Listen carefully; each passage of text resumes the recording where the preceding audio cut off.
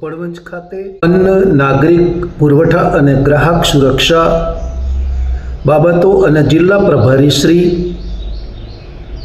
મંત્રી શ્રી રમણભાઈ સોલંકીએ રૂપિયા 8.77 કરોડના ખર્ચે બનનારા નવીન બસ સ્ટેન્ડનું ભૂમિપૂજન કર્યું। તેમણે જણાવ્યું કે 8.77 કરોડના ખર્ચે નવનિર્મિત બનનારા બસ સ્ટેશનના કારણે પ્રવાસીઓની પ્રાથમિક સુવિધાઓમાં વધારો થશે। આવનારા સમયમાં પણ સંપૂર્ણ સુવિધાયુક્ત પરિવહન ક્ષેત્રે નવા કામો થનારા છે। ધારાસભ્ય શ્રી રાજેશભાઈ ઝાલાની રજૂઆતના પગલે આ મોડેલ બસ સ્ટેન્ડ બનવાનું છે।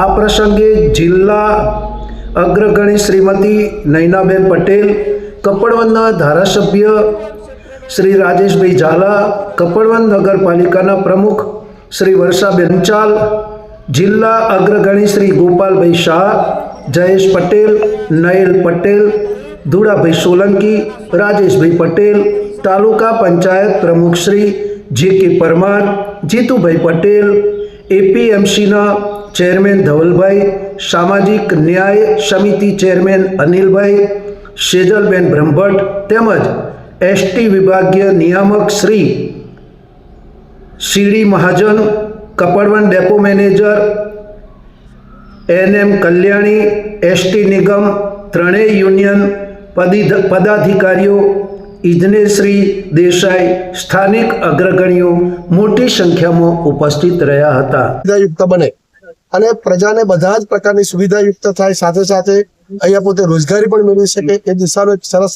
આ એક નવું બસ સ્ટેન્ડ તૈયાર થનારું છે, ત્યારે એનો આજનો આ ખાતમુહૂર્તનો પ્રસંગ હતો। વિશેષ રીતે અહીંના ધારાસભ્ય શ્રી રાજેશભાઈ દ્વારા ખૂબ જ સરકારમાં એમની રજૂઆતના કારણે આ એક નવું મોડલ બસ સ્ટેન્ડ અહીંયા બનવા જઈ રહ્યું છે।